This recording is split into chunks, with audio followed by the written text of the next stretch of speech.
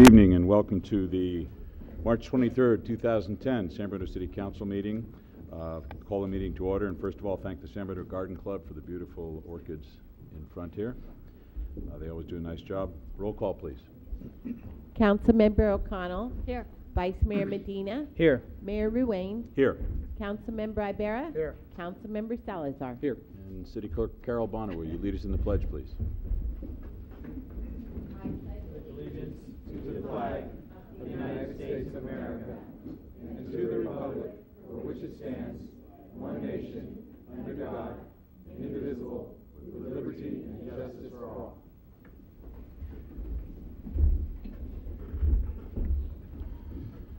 Item number 3, we do have a few announcements. The 31st Annual Pancake Breakfast will be held Saturday, March 27th at 9 o'clock, this coming Saturday, and the annual Easter egg hunt will follow at 11 o'clock at San Bruno City Park. We encourage all of you to attend. The 20th Annual Narita Japan Sister City Student Delegation visits San Bruno this week, March 24th to 30th, and we are expecting some of the visiting students to join us at the Pancake Breakfast in the Easter egg hunt in City Park on Saturday morning, so please come by and say hello. And one additional announcement, we want to remind you that May 1st at 9 o'clock City Park, we will kick off Operation Clean Sweep. And which one is this, Irene? It's our annual one. We lost count. We've done so many. We've done so many annual, so you'll be hearing more about that in the coming meetings. Through the chair. Yes. Very quick, not to digress, but I just wanted on the Easter egg hunt once again to thank the San Bruno Lions Club and San Bruno Rotary Club who came forward to sponsor the event. Usually everybody can hear me. They always tell me to be quiet up here. I want to take this opportunity. This is as loud as it gets. I want to take this opportunity to thank the San Bruno Lions Club and Rotary Club for their sponsoring the Easter egg hunt this year. And also, as mentioned by the mayor, the Narita students from Japan will be there, and they actually will do the countdown and begin the Easter egg hunt since they're here. And they'll get to see firsthand the parents' enthusiasm with their children as the hunt begins in City Park. So, again, thank you to the Lions Club and Rotary. Thank you. Item number 4, presentations. We do have a presentation tonight. We'll receive a presentation by the Peninsula Corridor Joint Powers Board on progress of the San Bruno Caltrain grade separation project.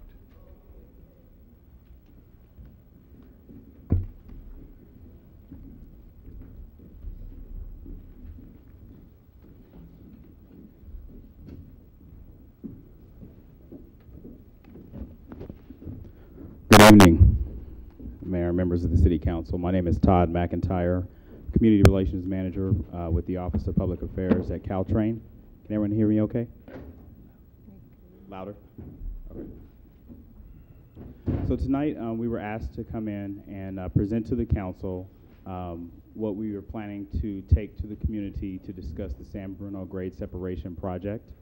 We have a meeting scheduled, and announcements are in process and will go out next Wednesday, March 31st, from 6:30 to 8:30 p.m. at Bel Air School at 453rd Ave. We had spoken with staff, and they asked us to also do another meeting a little further along in the process around the September time frame to continue to keep the community informed.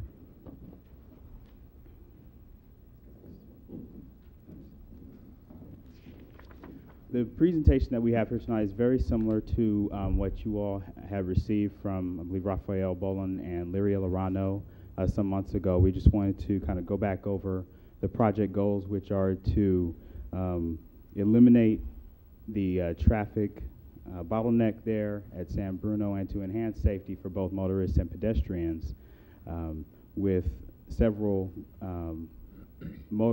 several automobile and pedestrian-only crossings being constructed through this project. I believe this also supports the goals of San Bruno downtown revitalization efforts as well.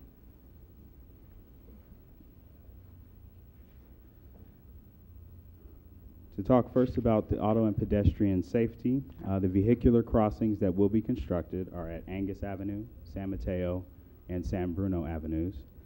They will have pedestrian access as well, and then we will have pedestrian-only undercrossings or underpasses at Sylvan, at the new station location, and at Euclid Avenue.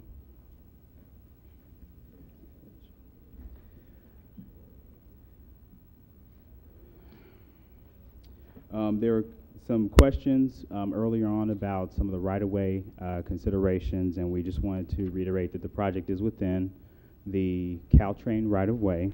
There will be a small take at Melody Toyota, just a little bit of, I believe it's a parking lot, and we will have to relocate some of the parking at Artichoke Joe's, and then we will need some temporary construction easements, and we have, for instance, some one-way traffic, I believe on First Ave for some portions of the project.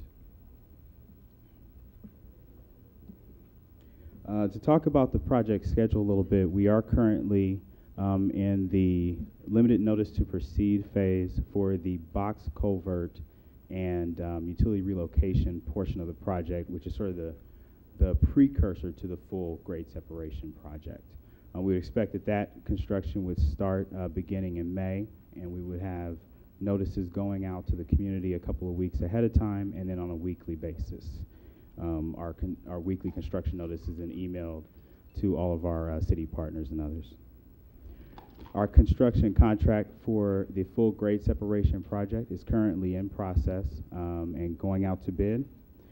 The grade separation contract award would happen in July, and we expect construction to begin about October of this year after the box culvert portion concludes. There will be a couple of street closures throughout the process. The first will be around the fall of this year. It's Scott Avenue, and then there will be one in the spring of 2011, but we will have more information on the exact time frame and street once the full contract is awarded. And then the full construction should end about summer of 2012.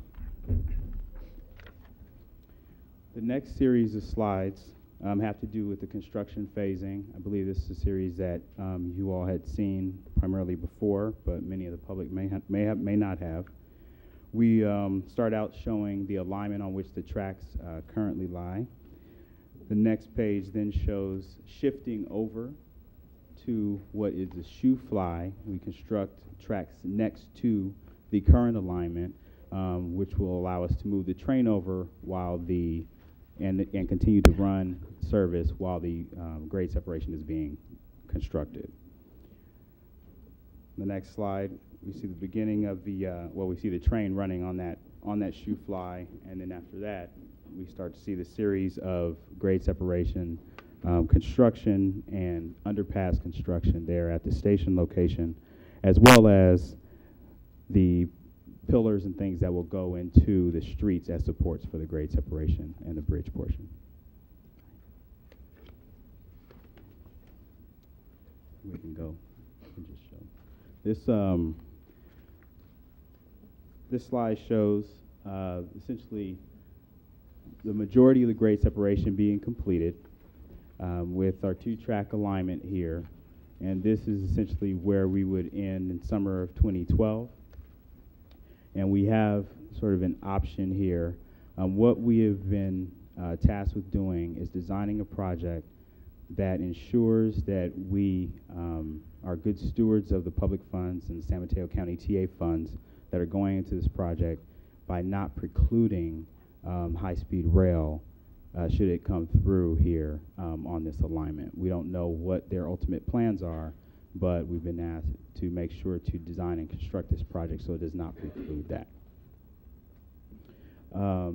Should it not, then we would just build a northbound platform and station structure over there.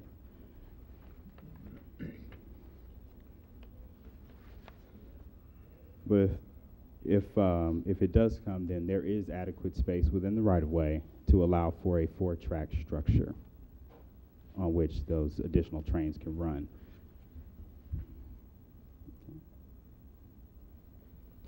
Go ahead. And this is sort of the sort of final hypothetical possibility as to how that might look. We'll take you through a few of the project renderings, which have been updated since the time that you have last seen them. We have sort of a view of Posey Park here, and Caltrain staff and city staff have worked together to look at a few different possibilities for textured and colored stone pavings here and vertical finishes as well. Next, we show San Mateo Avenue and again a portion of Posey Park. This is looking northbound. The next view is from the First Avenue side looking north. Just wanted to point out that we have basically looked at drought-tolerant plantings in association with city goals of low maintenance and making sure that we're good environmental stewards as well as ivy and things to cover up the portions of the wall as well.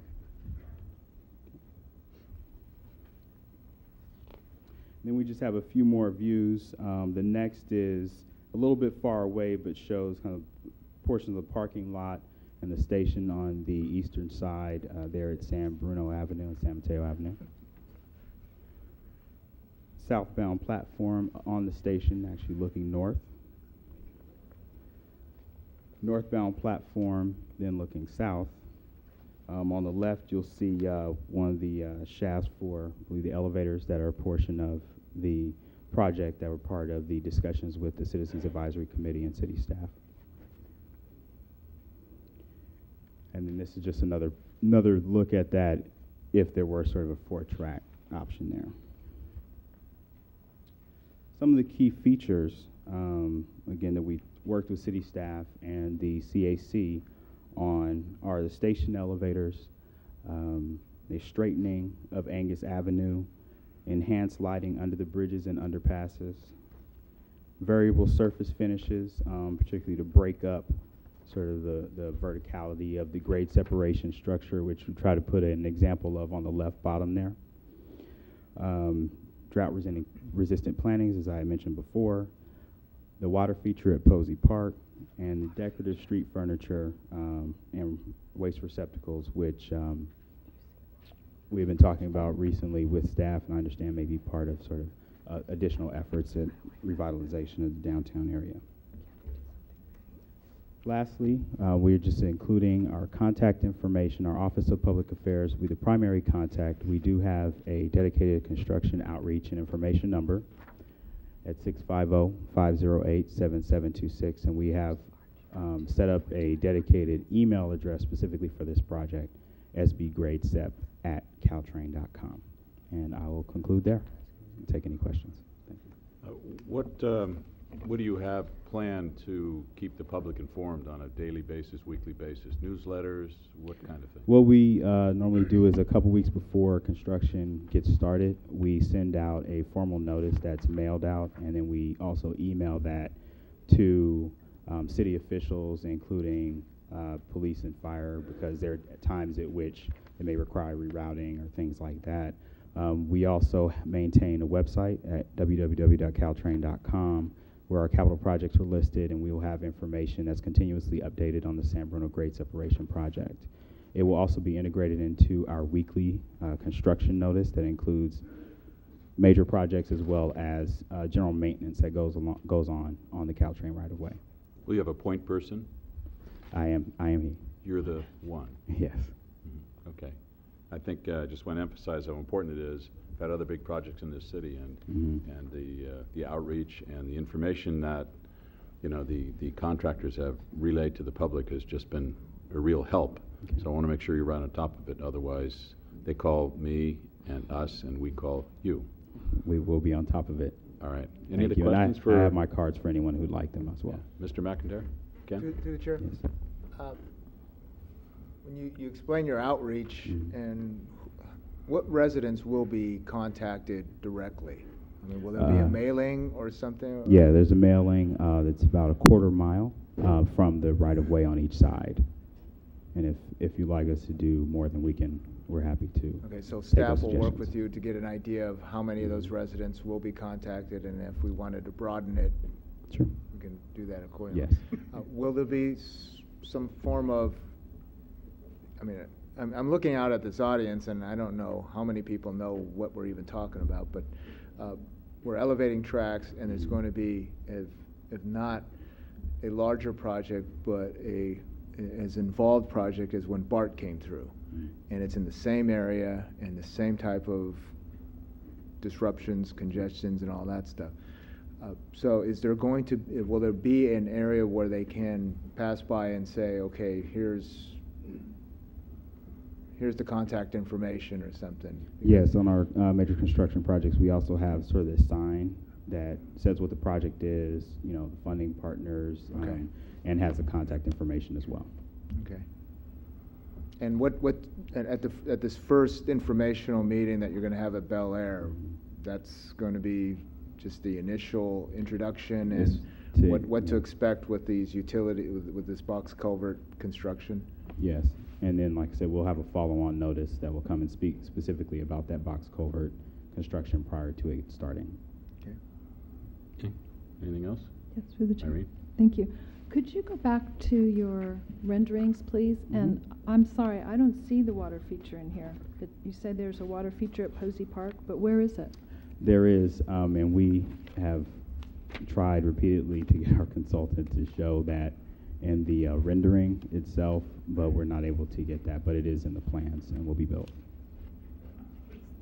But where would it be? So these two views actually, it actually follows the ramp. So what you're looking at on your lower right is the ramp, and against that is sort of the cascading, what appears to be steps is essentially the cascading water feature. So it's a fountain followed by a series of steps, if you will, that sort of draw the water down to a pool. Okay. And then there's a second water feature that's not visible in this view. Go back one. Go back one. Back one. Oh no, that was the completed 4-track. Yeah, you can see briefly over in the right-hand corner, the green area is where the water Correct. is. Right.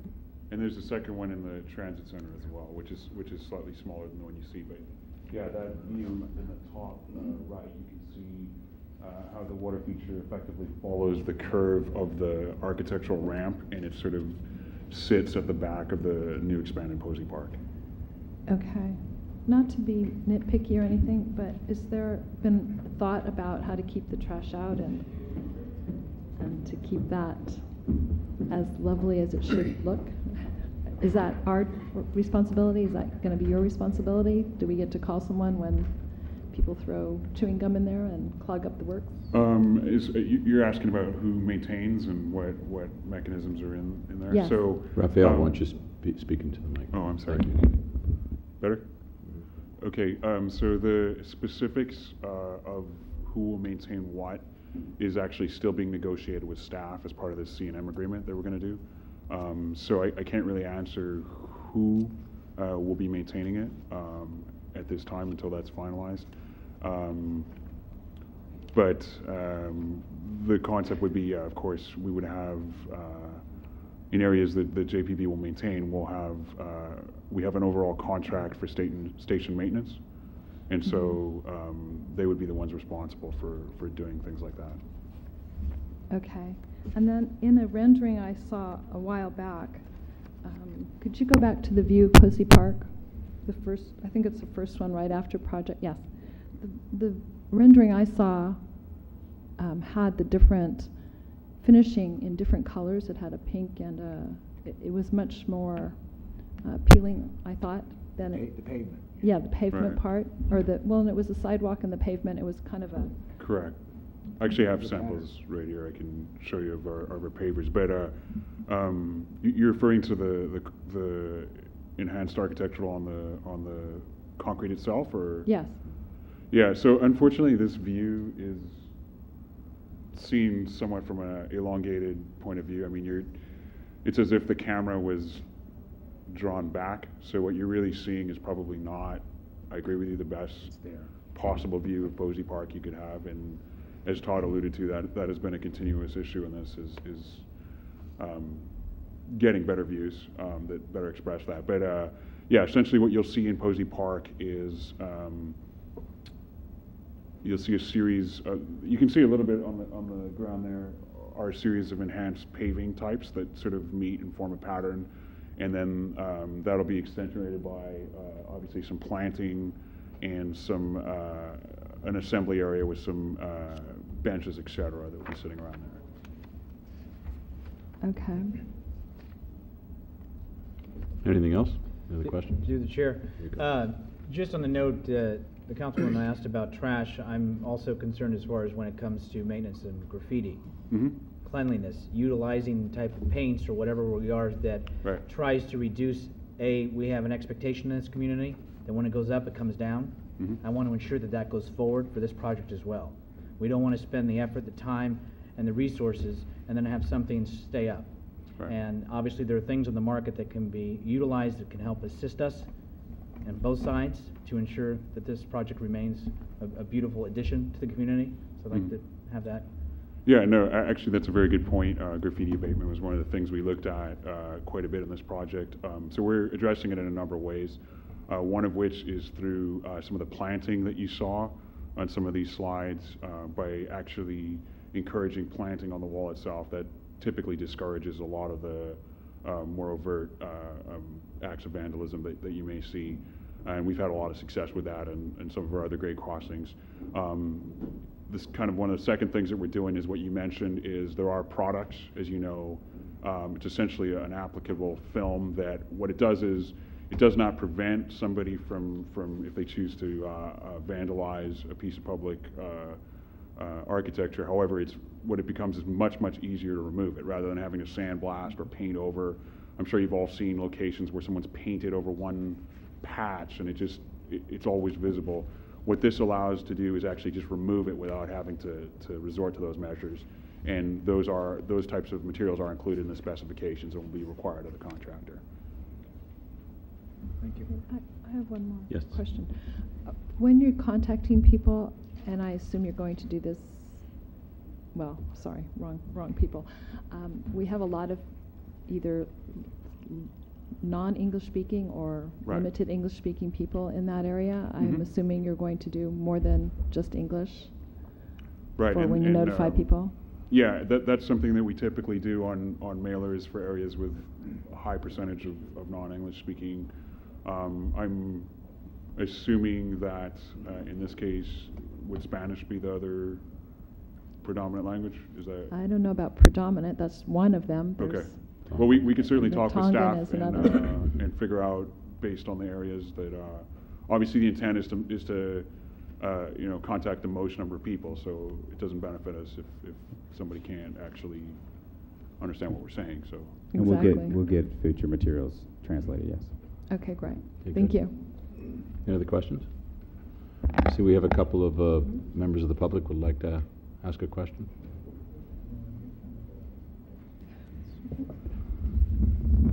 I would hope that the city would take the position to put the contact slide, their last slide, on the Channel 1 and almost run it every day so that it's always there instead of just sporadically, because we need to have that available as much as we can. All right, thank you. Robert Rico, 7th Avenue for the clerk.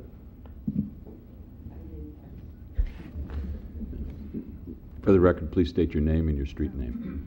My name is Michael Garvey. I live at 60 Walton Street in San Carlos. Mhm.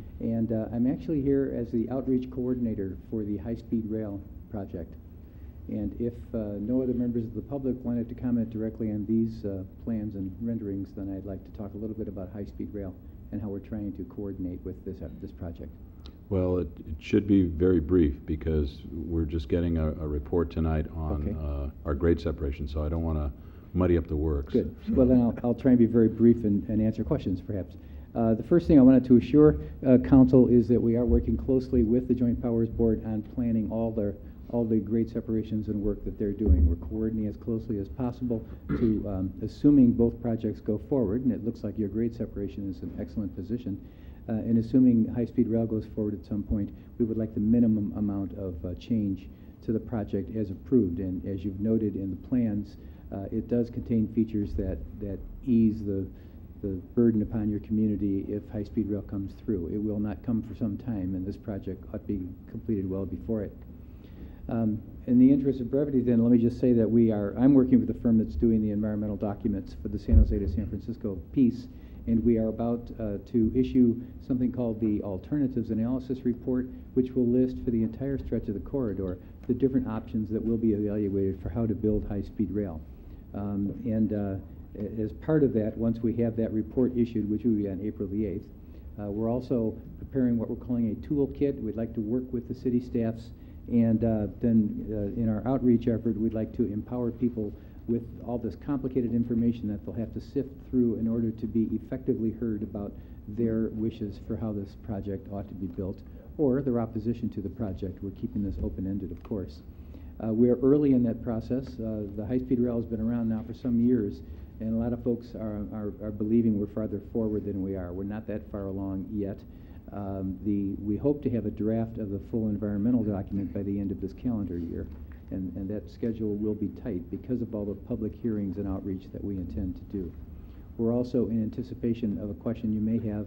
We are preparing an entire track in multiple languages. We're going through the census tracts now and gathering information about the dominant languages in different neighborhoods, and we're going to make an all-out effort to translate this information so that everyone can hear the information early on in the process. At the end of the day, our product is an environmental document. I know the council is very familiar with that, but the public may not be aware that that document will talk about the advantages and disadvantages, the impacts of all the different options for the entire 46 miles we are studying. That is from downtown San Jose to downtown San Francisco. And that'll be released then, and there'll be 9 or 10 months for public comment on that document. And at the end of the day, when we have completed this report, we present it to the California High-Speed Rail Authority, and then just as the City Council is able to act after you're given a completed environmental impact report, they will be empowered to take action. That is slated to occur at the end of next year. If you have any questions, I'd be very pleased to answer them, but I just wanted to say we're looking forward to working with your staff. We met today with a lot of the technical folks, and San Bruno's staff was there to outline the process and to begin the work.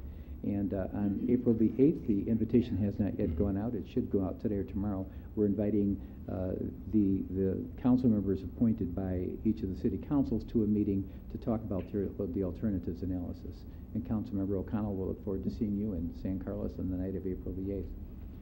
And I will apologize at this point we've had several breakdowns in communication, and I apologize for that. We're trying to improve it and perfect the whole system. All right, thank you very much. And I would encourage you, when things get more formal as we go along, to come back and do a more formal presentation for the City Council. I'd be very pleased to do that. Be great. Thank you. Irene? Two things. Mike, before you go, I believe April 8th is also a CCAG meeting at 7, so, no, 6:30. I'm a member of CCAG. I don't know if any of your other representatives are, so I don't know if you want to. I'll have to research that. I did talk with the executive director, and he didn't raise that issue. I know April is the retreat meeting, the annual retreat, so perhaps it's a different schedule. Okay. But I will don't follow think up. So. Okay, thank you. Thank you. And then I I sure have. hope that isn't so. We could add one more communication breakdown. I could be wrong, but I'm. Then one more question for Todd. Yeah, I just, you have the garbage cans here, which are lovely. Yes. Are you going to do recycling cans as well that are equally as lovely? Yes. Yes? Yes. Okay. Say yes. Look at our PM to make sure. Yes, nice ones. Yes. All right. Thank Thank you you. very much. Okay. Shall I ask the question now? Please, if it's regarding the grade separation. I Right. didn't know which way to go. Rose Erbach, San Bruno, first edition, and what I want to know is what are the impacts of these trains, the speed and the slower one, and all these good things that are going to happen in the area that I live, which is San Bruno Park, first edition, between San Bruno Avenue and 380 and El Camino and the railroad track. That square, what are the impacts? And the noise. I live by a railroad, so I know that there's noise. Todd McIntyre again from Caltrain. Well, the impacts, we believe, though there will be some temporary impacts during construction, will be mostly positive. Improved traffic, emergency response times, things due to San Bruno. That's right, and that traffic would not be backed up anymore once the grade separation is complete. It takes out from San Bruno, runs to Euclid, and then gets to El Camino. Okay. And it adds up. Euclid, you know Okay, we don't want to have a big debate here tonight, Okay. but Also, I think it's safe to we'll say just, that we'll Todd just say can that get I'm back to sure you. that everyone Todd, is- have him bypass Rose's house and you'll be fine. remembers when we had a little issue with our horns last year. The grade separating these different crossings will actually reduce the need to blow at each crossing and things like that. There will be some horns that have to be blown sort of as trains enter and leave the station, but it will not be to the extent that it was before. So that would be another positive. All right, thank you. Thank you. And thank you for your presentation. Item number 5, review of the agenda. I'd like to move, if there's no objection, item 11, which is the annual report from the Citizens Crime Prevention Committee, to right after number 8, public hearings. Any other changes? Okay, item number 6, approval of the minutes of the regular city council meeting of March 9th, 2010. Corrections, errors, omissions? Seeing none, they will stand approved. Consented calendar, all items are considered routine or implemented earlier council action and may be enacted by one motion. There will be no separate discussion unless requested by a council member, citizen, or staff. Any action on the consent calendar? I move to approve. Second. Motion and second on the question. All in favor? Aye. Aye. Item number 8, public hearings. And notices have been published, posted, and mailed. We're going to hold a public hearing, adopt a resolution adopting the initial study negative declaration in compliance with the California Environmental Quality Act, CEQA, and adopt a resolution adopting the 2009-2014 General Plan Housing Element. Staff, please. Is this on? Yeah. Honorable Mayor, members of the City Council, good evening. The purpose of this item is to consider approval of the 2009-2014 housing element update and the associated environmental review, the negative declaration. As you know, staff has been working on the housing element update for the past year or so, and the housing element is one of 7 elements of the general plan. It must be updated and certified by the State Housing and Community Development Department, that's HCD, periodically. San Bruno's last housing element was adopted in 2003. The housing element update required environmental review, and an initial study was prepared which found no significant impacts associated with this project, and therefore a negative declaration was prepared, which is typical for housing elements. The housing element is consistent with the recently adopted general plan and the environmental impact report for the general plan, and appropriate zoning exists for the properties on the housing sites inventory to meet the city's regional fair share of housing allocation. The negative declaration was circulated for a 30-day public comment period that ended on February 21st. There were no public comments. However, 2 agencies provided comments, that was CCAG and the Department of Transportation. The first draft housing element was submitted to HCD for its required review last September. And in November, HCD sent an official comment letter to the city. Staff addressed all of HCD's comments, and after receiving input from the City Council, submitted a second draft housing element to HCD in January. HCD requested a number of changes in the November comment letter, and a full list is attached to your staff report. I'll cover just the 3 most significant issues that were a concern of HCD. The first regards the analysis of residential sites. The housing element must include an inventory of residential sites to determine that there are adequate sites to meet the city's share of regional housing needs, and that's 973 units between 2007 and 2014. The inventory must identify enough land zoned for housing at appropriate densities to meet the regional share at various income levels. HCD was concerned that the city would need to rezone sites in order to meet its regional share. However, staff was able to show that there is sufficient land currently zoned residential or downtown mixed use to meet the requirement. Revisions to the text and tables in Chapter 4 of the housing element clarify the city's plan to meet its share of housing needs, which satisfied HCD. The second issue is regarding homeless shelters. The most significant new issue that the housing element addresses is compliance with SB 2, the recent state law that requires cities to establish a zoning district where homeless shelters are allowed by right. without requirement of a conditional use permit. San Bruno has an identified need for 32 homeless shelter beds based on the San Mateo County Homeless Survey that was conducted in 2009. Program 6D of the housing element identified the general plan transit-oriented development area as the appropriate zone for homeless shelters, primarily because of its access to public transportation and services. However, HCD was concerned that the 10-bed limit for an individual facility, which was included in the initial program, would be a constraint on the development of a homeless shelter. After discussion with the City Council in December, the program was revised to remove the 10-bed limit. However, the element also states that the city will consult with homeless service providers, such as the Peninsula Clergy Network, to develop appropriate and reasonable standards for homeless shelters as part of the zoning code update. And the City Council will have more opportunities to consider this issue. The third issue regards the transit corridors plan. HCD asked for clarification of Program 2B, which addresses the city's efforts to prepare the transit corridors plan. HCD recommended adding language that describes the process to change Ordinance 1284 to increase building height limits. HCD felt this was necessary because redevelopment of the transit corridors into mixed-use areas with residential uses consistent with the recently adopted San Bruno 2025 General Plan is a major initiative in the housing element.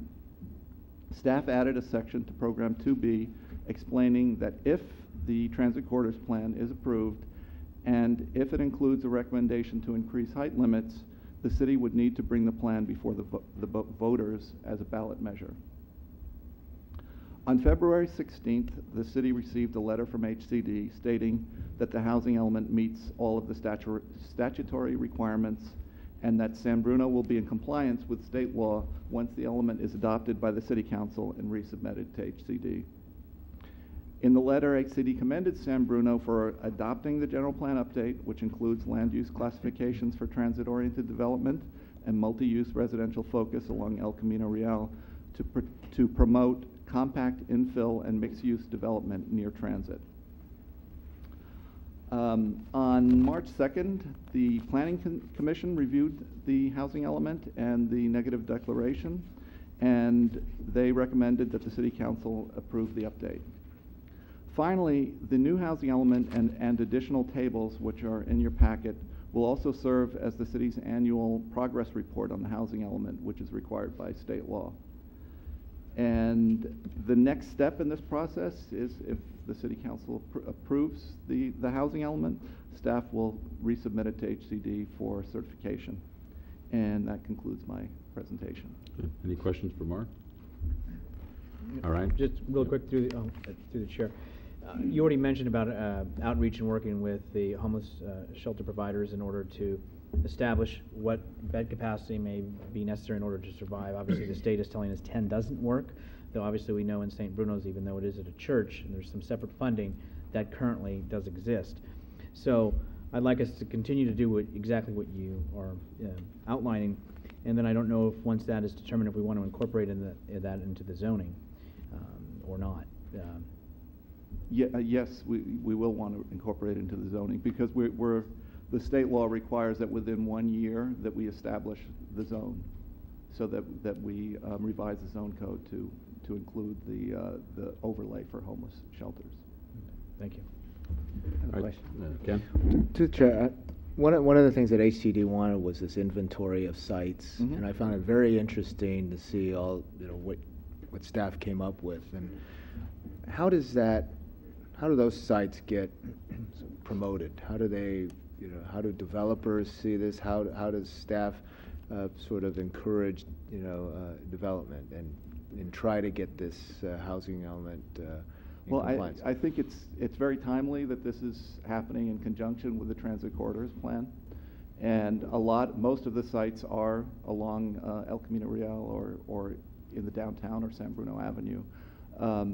And as part of the transit corridors plan, when we get close to adoption, we are going to be doing a public outreach to market specific sites.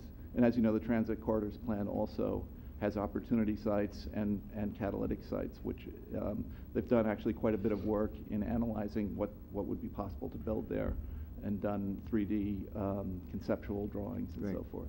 Okay. Thank you. All right, this is a public hearing. Would any member of the public like to speak on this matter? If we do close the public hearing, will be precluded from discussing this anymore. Motion? Move to close public hearing? Second. Motion and second on the question. All those in favor? Aye. Okay. What is your pleasure? Well, through the chair, I know it's historical because it seems like it's every 10, 15 years that we do this, and especially on the heels of the general plan. And I know we've had some success in our housing element, and look forward to future success up to in the coming, next 5 years at least. So with that, I'd like to introduce the resolution for adoption of our housing element. Councilmember Ibera. Aye. Councilmember Salazar. Aye. Councilmember O'Connell. Aye. Vice Mayor Medina. Aye. Mayor Ruane. Aye. We're going to skip to number 11, which is the report given by our Citizens Crime Prevention Committee, and Carol Campbell will give the report, followed by a few words with Sonia Zagari.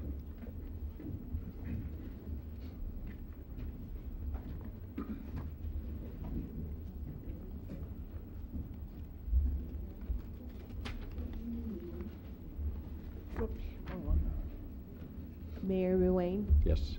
There were 2 resolutions under the public hearing. Okay. Then we'll do one more. Reopen item number 8. Would you like to introduce the second I'll resolution? introduce the second So resolution. the first resolution that was adopted was for the initial study negative declaration. The second resolution is for adopting the 2009 through 14 general plan. Okay. Mr. Mayor, I'm sorry for this confusion, but I believe that your action just now adopted the resolution approving the housing element itself. Right. What I would recommend is that you do that action over again, because the second resolution should actually be done first, and that is the resolution adopting the environmental document, and that needs to be done prior to your action to approve the housing element itself. Okay. Would someone like to introduce that second resolution first? And you did it so well, why don't you start over again? Ken? It's this one, initial study negative declaration. Okay. The neg deck first. To adopt I'd like to introduce a resolution to adopt the initial study and negative declaration. Councilmember Ibera. Aye. Councilmember Salazar. Aye. Councilmember O'Connell. Aye. Vice Mayor Medina. Aye. Mayor Ruane. Aye. Now I'd like to introduce a resolution to adopt the 2009-2014 general plan housing element. Councilmember Ibera. Aye. Councilmember Salazar. Aye. Councilmember O'Connell. Aye. Vice Mayor Medina. Aye. Mayor Ruane. Aye. So are we legal? Okay. You're on, Carol. Okay, thanks. I'm Carol Campbell. I serve on the Citizens for Crime Prevention Committee for the City of San Bruno. And this is the annual report for 2009. The first thing is the members as of 2009, and you can see them there. We have had very good attendance at our meetings, so and that's the people who are almost always there. The next one is the neighborhood watch. What our role in this is people in neighborhoods, if they want to establish a neighborhood watch, we can work with them to determine, how to go about doing that along with the police department. And we're always happy to have people come and talk to us about that. The other one is the bilingual crime prevention tips. This is on the San Bruno cable television, and they are changed periodically. I think every month. Is that Robert? Yeah. They're changed every month, and they have some of the things you see there have been addressed on the cable channel. The next is the National Night Out. This is exactly what it says. It is a national program, and San Bruno has chosen to participate in it every year. Last year, in 2009, there was an open house at the San Bruno Police Department. Unfortunately, it wasn't attended as well as we had hoped, but it was good and we had a good time, and so we'll be doing it again this year too. The second one is the Police Recognition Day at Tanforan. We also support the police department in doing this. We have a table there where we distribute literature on National Night Out and a few other things. And we have the last one we had was very well attended.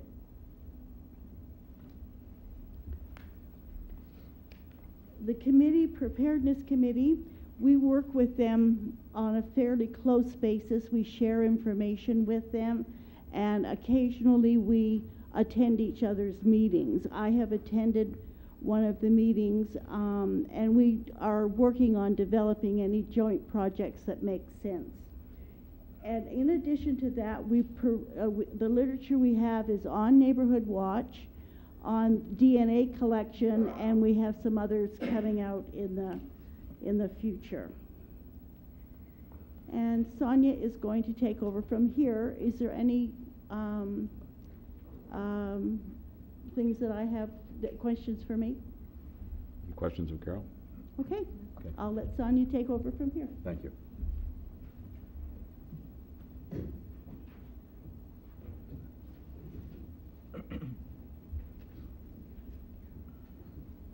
Hi, good evening. My name's Sonia Zagari. I'm a resident, San Bruno, Hensley Avenue. I've enjoyed being part of the crime prevention. I've learned a lot.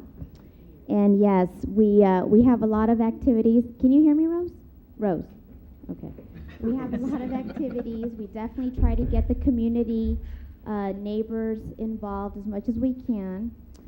Neighborhood Watch, that's definitely something that's an ongoing project that we're working on. National Night Out, that's going to take place in August of this year, and we're still working on those details. Developed information, that's just updated information that we always try to pass out to the public. Robert, were we ready for the next? Okay, thanks. Community preparedness, like Carol just said, we do definitely try to attend those meetings, vice versa, share the information within the groups. And of course, thank you to the San Bruno Police Department, and of course the San Bruno City Council. And our meetings are held every Thursday, second Thursday at 7 o'clock, City Hall in San Bruno.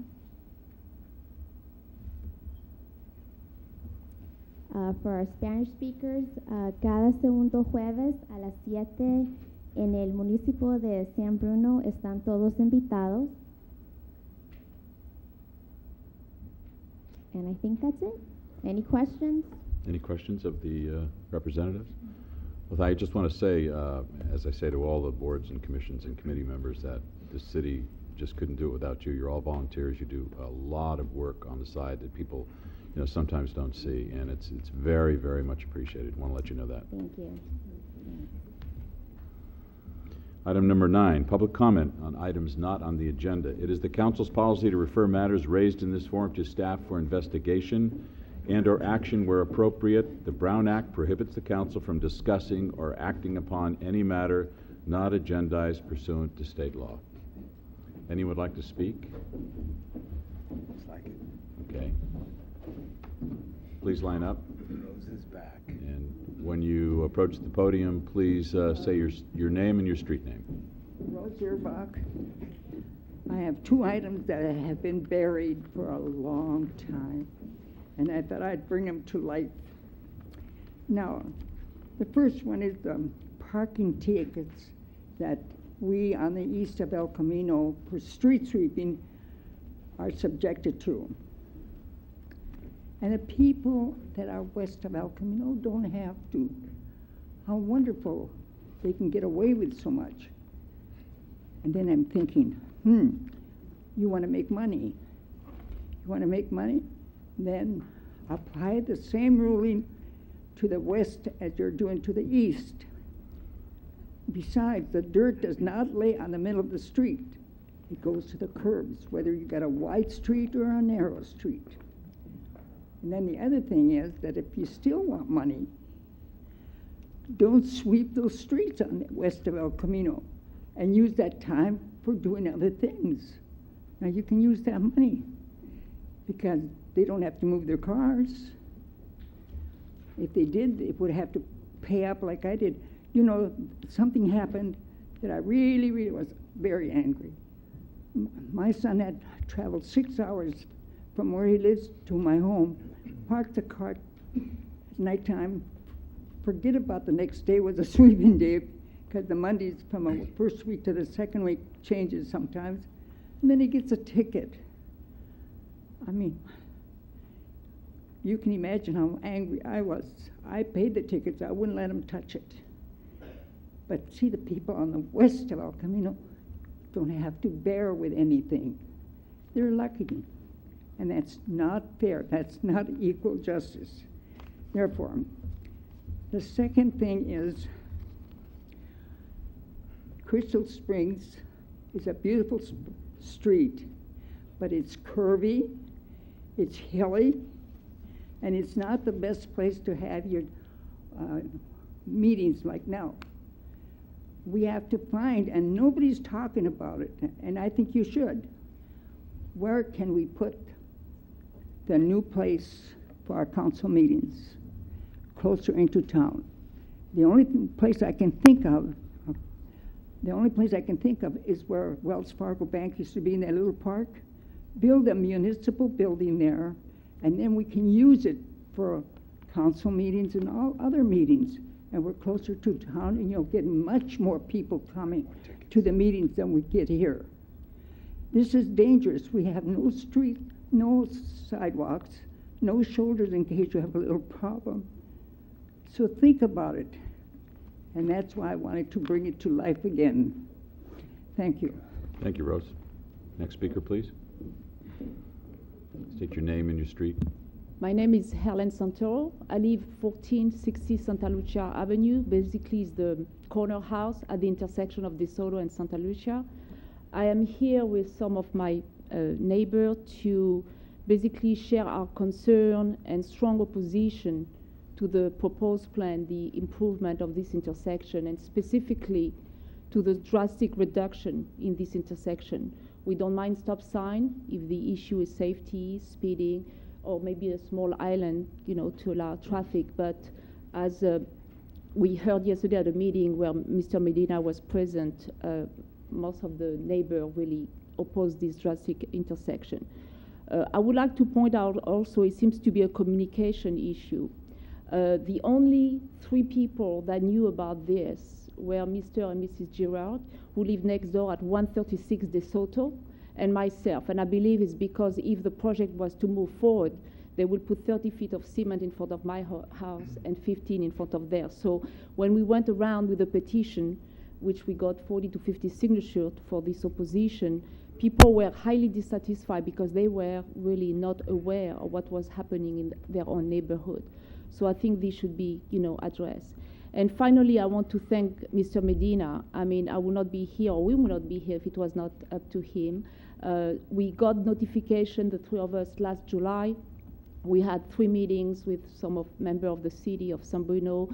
We felt very frustrated. We felt that our concerns were not taken in consideration. That was up to last week when Mr. Medina showed up at our door and really took the time to listen to my concern, their concern. Then I saw him 3 days in a row around the neighborhood, and that made us feel a lot better, at least. And then we had a meeting last night where basically people were able to voice their concern and also learn about this project. So I think communication in the future might be improved. Thank you very much. Thank you. Anyone else? And I just also want to acknowledge Mr. Ibarra was also at this meeting with the residents on regarding the issue.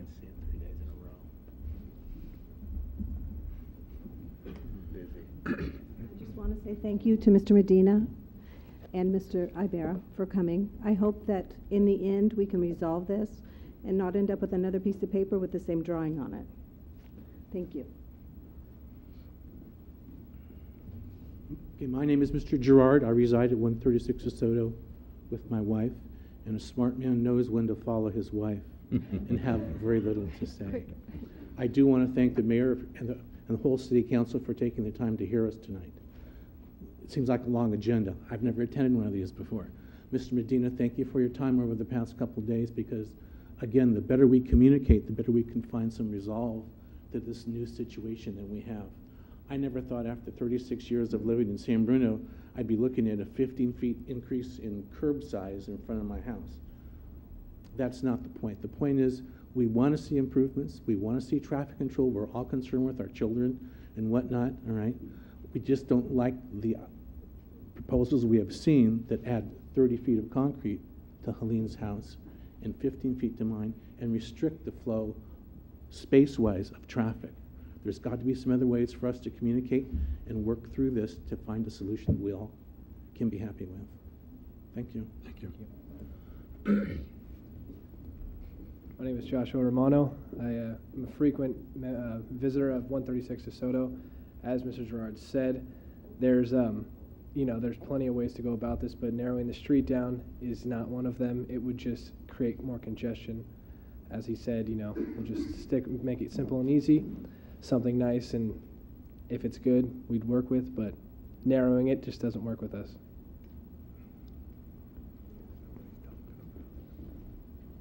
Barry Peterson, Scenic Court. I was contacted by Mr. Gerard about this, and I want to say I agree with him and Helene.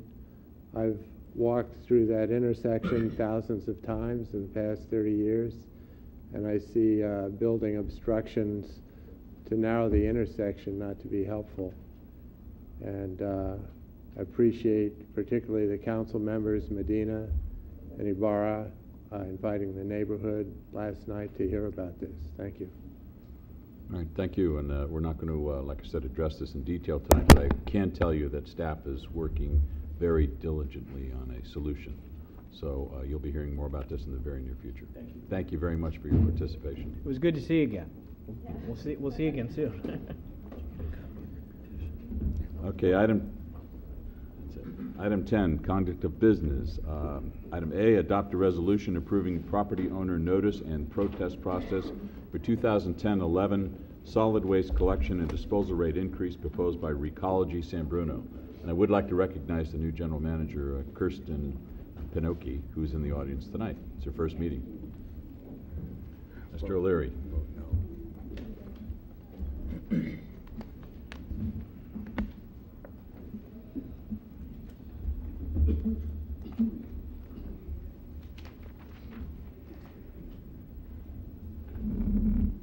Mr. Mayor and members of the City Council, the city has a franchise agreement with Recology San Bruno for garbage and recycling services here in the city of San Bruno. The franchise agreement generally allows each year a formula for a rate increase for the company's services. Over a 10-year period, there are really two formulas that are used according to the agreement. One is an interim year adjustment and one is a detailed year adjustment. And over a 10-year period, there are about 7 interim years where the rates are adjusted according to that formula, and the 3 years that are detailed. Generally, the interim year is a percentage allowance of the CPI that is calculated for the prior year. The current year under consideration is a detailed year, and in the detailed year, there's really a reconciliation that occurs based on adjustments that are calculated from the last audited financial statements of the company for the prior 12-month period. According to the formula calculations that are spelled out in the franchise agreement, the company this year has requested and would be eligible for a 4.93% adjustment to their rates. There are many factors in each line item of their expenditures are calculated and adjusted in this process. Of those line items, there are 3 items that are primarily driving the rate increases proposed this year, and those 3 are wage, the salary adjustments, the second is disposal costs, and the third is fuel. Fuel is a significant item for this company for their collection services. The action the City Council is being asked to take tonight is not actually to adopt the rates. That will not occur until a public hearing where there will be a public hearing on the rates the first meeting in May. The action that is requested is to follow the Proposition 218 notice requirement to property owners that would allow the property owners in the community to protest the rate increase and to advise the City Council of that protest either in written form or in appearance before the public hearing in May. The Proposition 218 requirement provides for a 45-day notice period, and so in order to have this public hearing the first meeting in May and to have the 45 days, we actually need to get this mailer in the mail on Saturday of this week. So while you're not approving the rate per se, that is an ordinance that would be approved later, obviously there's a relationship to the notice that is being mailed out and the ultimate ordinance amount. So the 4.93% adjustment would increase 32-gallon can rate from $22.34 to $23.44. In the staff report before you, we've included the current rates, including San Bruno's current rate for 12 jurisdictions here in San Mateo County and our close neighbors. This shows that with the current rates, we're generally in the middle of the cities presented there as far as their rates are concerned. This adjustment for a 32-gallon can is a $1.10 adjustment. So the rate adjustments in various jurisdictions takes place at different times. So this is not to say that others in the next 6 months would also have rate adjustments. And so what I presented is just the current rates for you. A subcommittee composed of the mayor and Councilmember Salazar met and reviewed with Recology their proposal and met with staff as a committee to review the notice, and they obviously can speak for themselves, but they are recommending that the notice proceed to undertake that part of the process. As the mayor indicated, representatives of Recology San Bruno are present tonight, and I'm sure either they or myself would be glad to answer any questions the council had. Any questions of Recology or staff? Any comments from the subcommittee? Michael? No, we did go through this fairly thoroughly. Michael was a new member on the committee, so we wasn't exhaustive, but went through a lot of details at that meeting. So I think he's up to snuff on it. And unless you have any of the comments, I'd be looking for. The council member has a copy and has read every word of the franchise agreement now, so right. that qualifies for something. Like a novel. Be looking for someone to introduce the resolution. I'll introduce the resolution. Councilmember O'Connell. Aye. Councilmember Ibarra. Aye. Councilmember Salazar. Aye. Vice Mayor Medina. Aye. Mayor Ruane. Aye. Item B, we're going to receive an oral report on the proposed budget reductions for the fiscal year 2010-11 General Fund operating budget.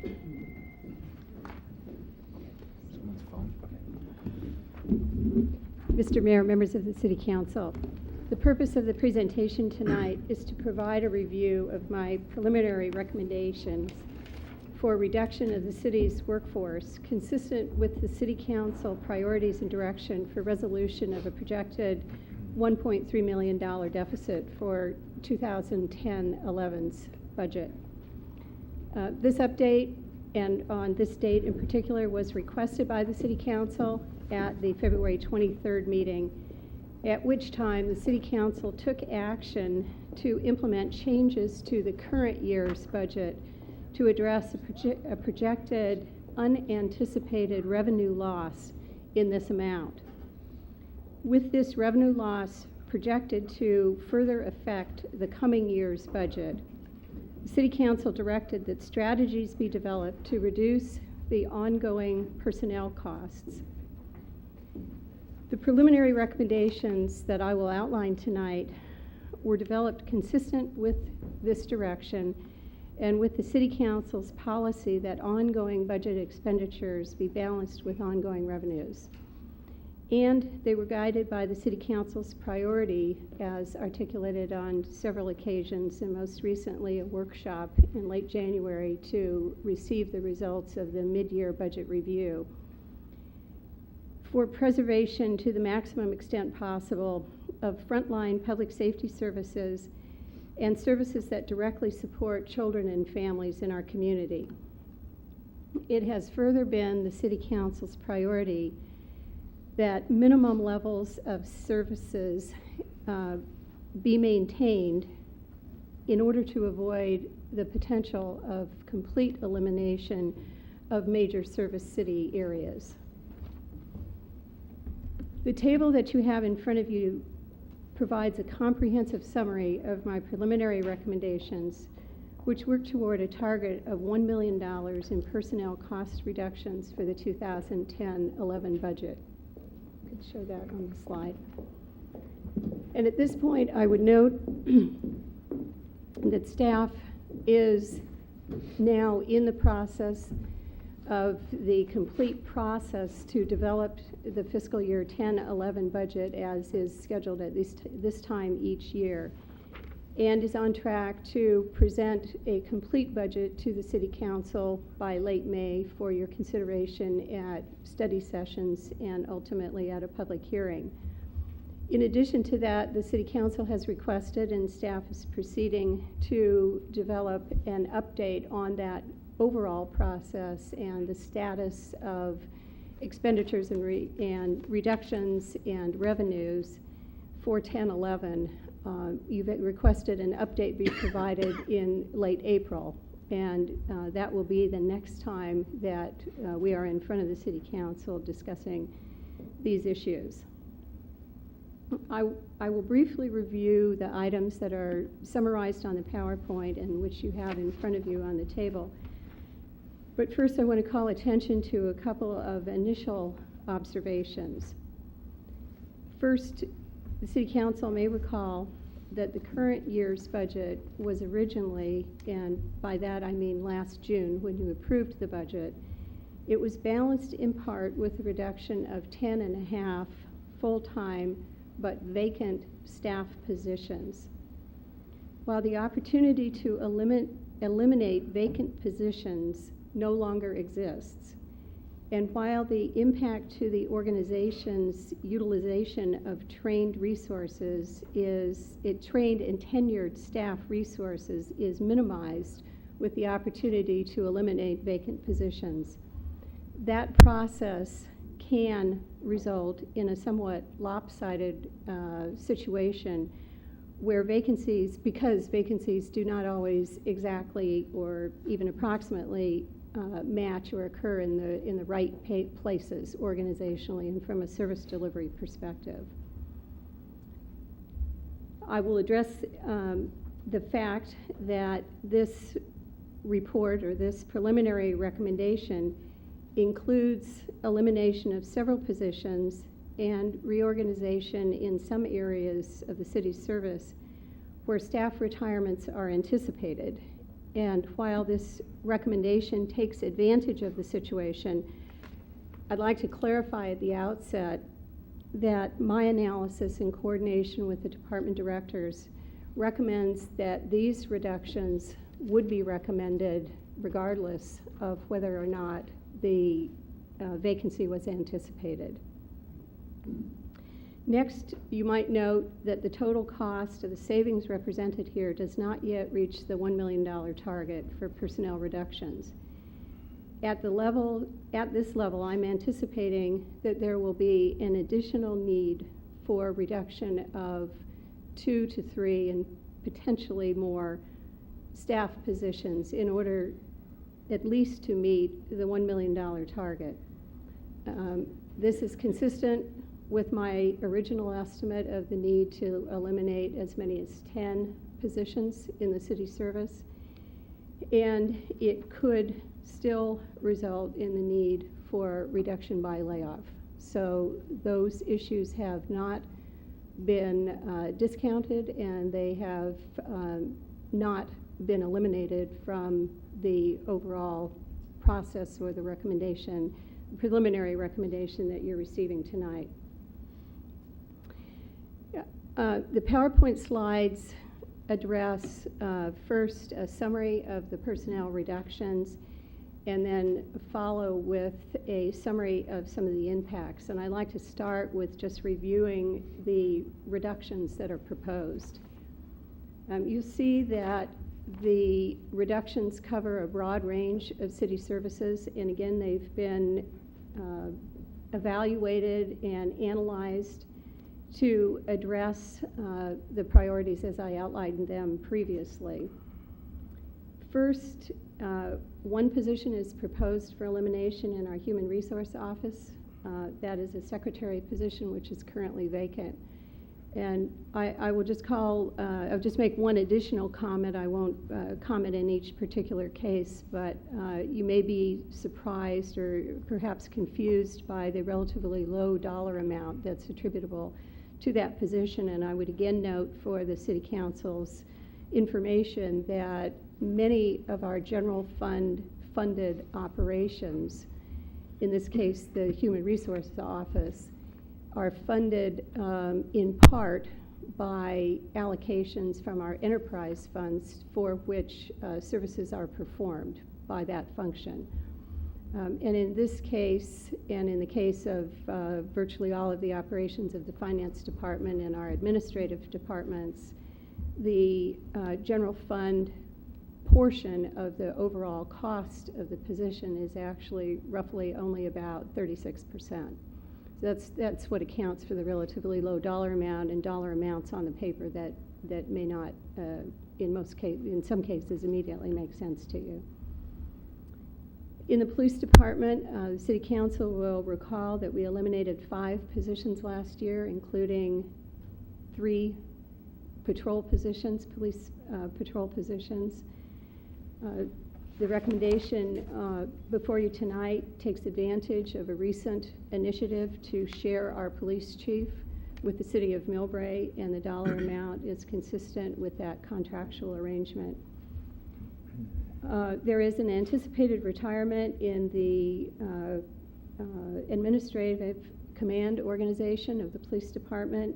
We anticipate the ability to reorganize and are anticipating the opportunity to further evaluate the results of a study on potential additional shared services initiatives with the City of Millbrae.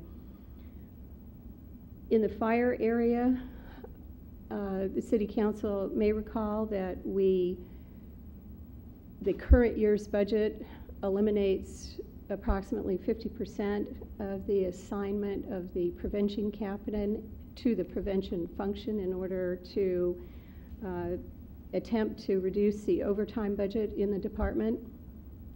This recommendation would transfer that position wholly into the suppression area and would eliminate the prevention captain, leaving one prevention personnel, the division chief in the Fire Prevention Bureau.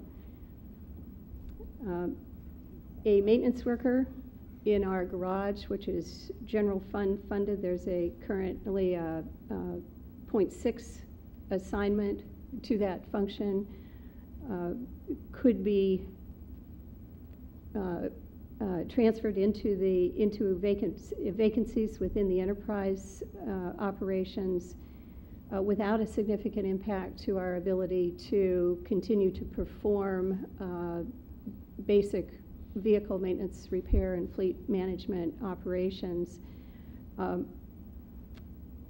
I'll come back to the impacts in a moment.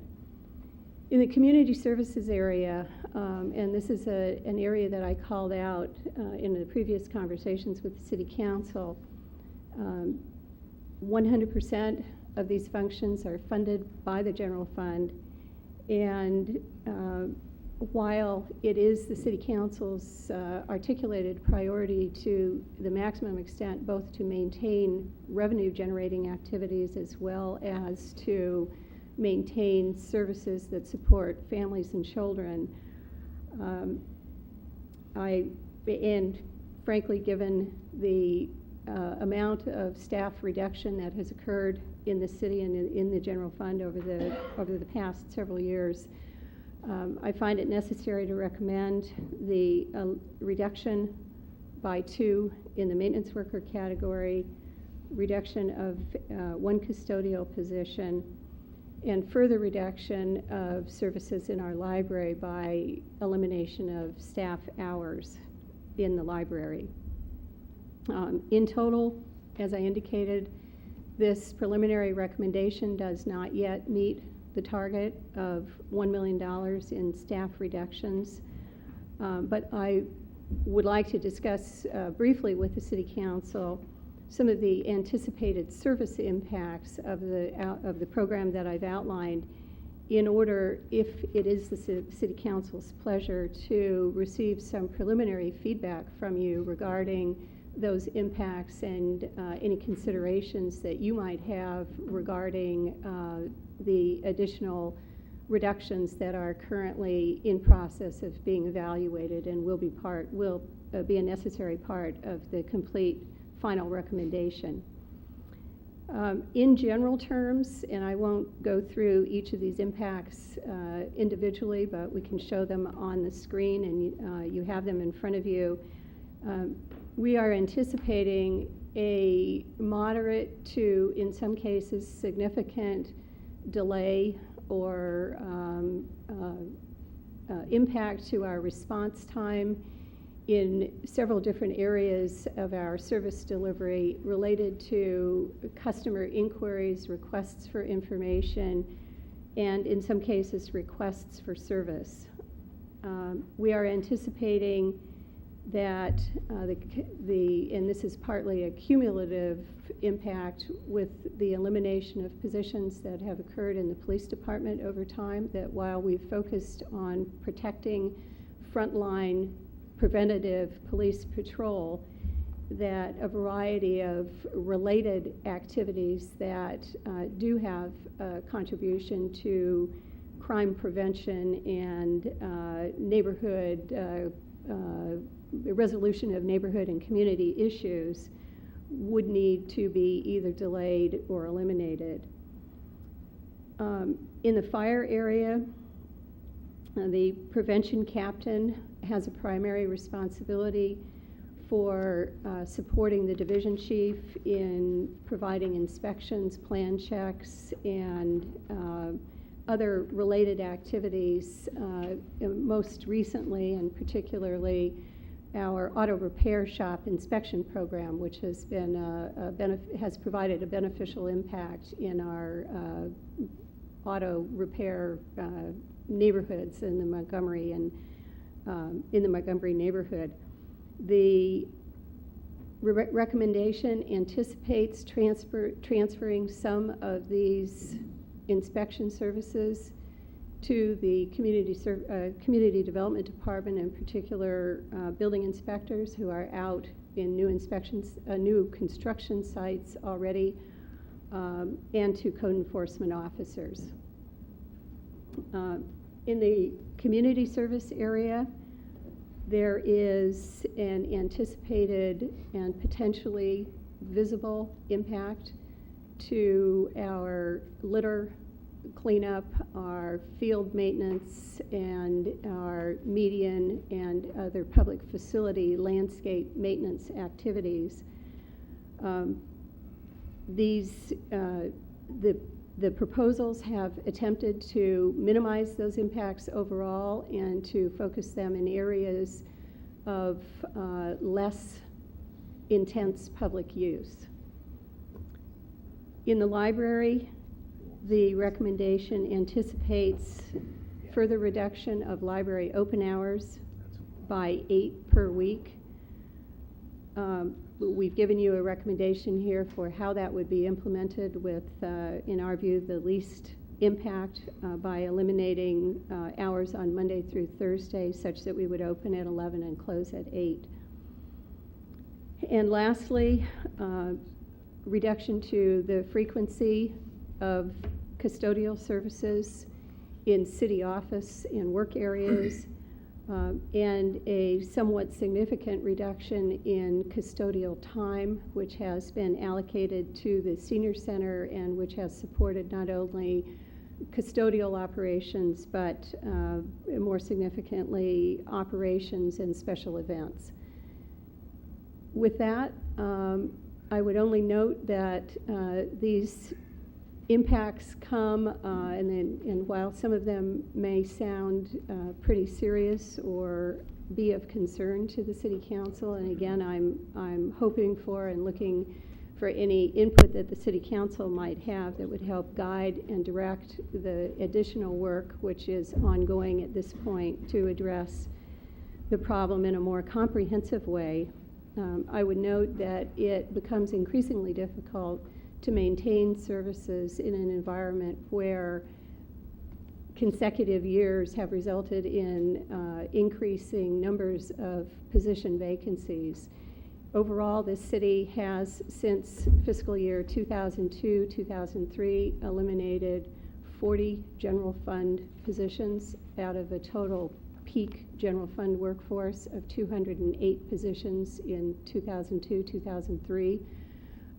That represents nearly a 20% reduction, a 19.2% reduction in general fund funded positions, which is, I would say by anybody's calculation, a significant impact. So these service impacts, these additional service impacts will increase those numbers and will unfortunately and inevitably further reduce our ability to perform services to the community. With that, I'm happy to take any comments or questions from the City Council. Connie, this is assuming the savings you're trying to achieve, it's assuming that the status quo stays in place, like furloughs, or do you have to negotiate that? Tell me about that. And I know there's been some discussion about volunteers. A lot of people come forward to say, what can we do to help? Those kinds of things. Thank you. I should have mentioned that earlier. First, the budget assumptions and the projections for expenditures anticipate, and we are using as our baseline assumptions for the development of the 2010-11 budget, several items that were incorporated in our negotiations last year for our agreements with all of our employee bargaining units, and which are fully incorporated in our current year budget.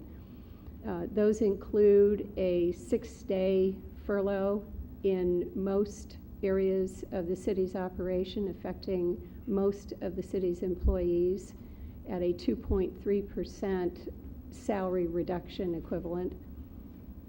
The budget, as it's being developed and on the basis that these recommendations are prepared, further assumes incorporation of no new improvements to either salaries or benefits for the coming year. And that, as the mayor indicated, these items need to be negotiated. All of our bargaining units have agreements with the city that have either expired effective February 1st or will expire as of June 30th. So that process is initiating and will continue in parallel with the budget development process. Again, with those assumptions guiding both our negotiations as well as our development of the budget. You mentioned also the opportunity to take advantage or to hear from citizens who might be interested in volunteering. That is an area that the city has relied on very heavily to deliver many of the services that we currently provide, most significantly the programs that are delivered through our senior center, where a cadre of I believe as many as 200 persons provide some level of regular support to the programs and operations at our senior center. So with that in mind, the city is always interested and is anxious to discuss or evaluate opportunities with citizens who might be interested either to serve in a volunteer capacity with one of our boards or commissions, or on one of their projects or programs, or to assist in some area of their interest and their expertise. Any other questions of City Manager? Through the chair. Yes. Since it's preliminary and I'm just receiving this tonight, I'm going to have many questions, but I won't belabor it tonight. What I do want to also make sure is why this is necessary. We're also focusing on ways to increase revenue, whether it's thinking outside the box of outsourcing service, sharing services with our neighboring communities, whether it goes as far as adopting a park, as they do adopt a highway. Things that the citizens can do, as was indicated, as far as volunteering. I also am hoping and want to be assured that the staff at all levels are being engaged, being asked to participate, being asked to offer their comments and suggestions and ideas as we all tackle this together. I think sometimes everybody's minds put together sometimes have better success that way. So I appreciate staff's diligence in this, and I will follow up at another time with more questions, so we won't take up the good part of the evening. Through the chair, I'd just like to say that it's like the city manager said, it's 8 years now, and for the last 8 years we've been reducing. And as much as, I mean, we appreciate staff and how they've been dealing with increased work and reduction of services, I think this is where I think we're getting to the point where it's really going to hurt now, where we are dealing with people's lives. You see it on the news and things, and we're also going to see evidence in our city. I think we've been almost exempt from seeing changes, and I think that's a testament to our city staff on how we've been dealing with reductions and how the parks have still been maintained to the high standards that we've all expected, all the way to our public safety, on how the response times have still been maintained. Not to say that those are going to be reduced, but there are going to be some evidence, and I'm only sorry that the library is going to get hit again. And so hopefully the community will be able to adjust to that and be able to get the service that they need. And there's nothing to say, but we're right in the middle of it, and it's going to be just as difficult, if not more difficult, than decisions we've been dealing with in the last 8 years. All right. Through the chair? Yes, Michael. One last comment. I'm wondering, you said that some of these positions you would expect to go away regardless of the situation, and some of these may be very minor losses, but I'm wondering if we had to make up the entire shortfall, whether we call it cut and pay or furlough, just reducing salaries rather than eliminating any positions that weren't already intended to go away, what percentage we'd be looking at And since we are going to be talking about negotiating soon, I just want to know how much of that gap we might be able to make up just by renegotiating salaries.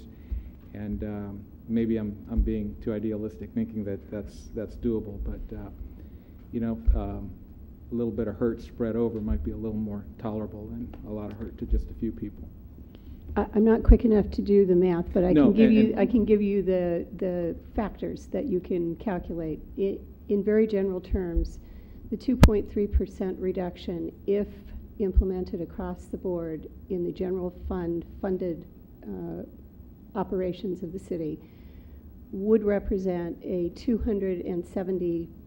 approximate $270,000 savings.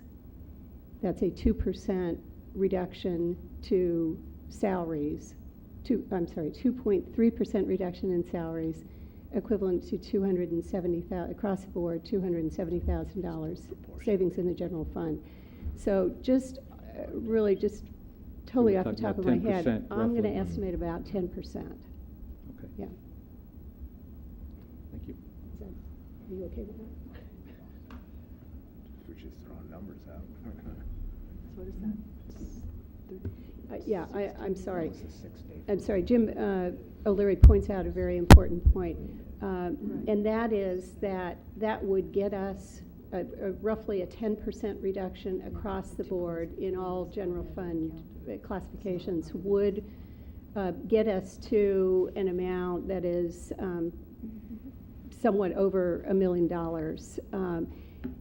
In addition to personnel reductions, which I indicated before, the target was in the area of $1 million, there are additional reductions that will be proposed and additional revenues, as Councilmember Medina pointed out. There is both a need to look at long-term revenue generation as well as some immediate and relatively limited new revenue opportunities in next year's budget.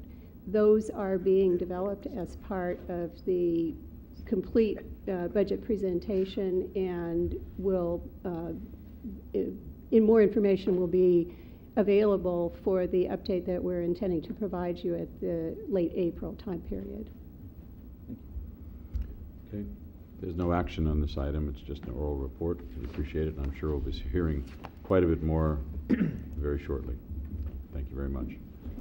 Item C, adopt a resolution authorizing the city manager to execute an agreement with the San Mateo Union High School District for use of San Bruno Pool for water polo practices from August 13th to November 5th, 2010. Randy? Thank you, Mr. Mayor and council members. The San Mateo Union High School District will be renovating 3 of its swimming pools in the summer and fall. And they have approached city staff with a request to rent San Bruno Pool from August 13th through November 5th. In keeping with staff's goal of seeking new revenue opportunities where possible, we are bringing this item before council this evening. The rates that would be rented that would be used in the rental to the district are consistent with the master fee schedule. The cost would be $60 per hour for the pool, an additional $20 per hour for one lifeguard, and an additional $336 per week to cover the maintenance, the electrical, and the chemicals during those periods when the pool, when city programs are not predominantly using the facility. In addition to the financial benefit to the city, which is roughly $19,000 based on the proposed schedule that we were given by the district, and that needs to be clarified.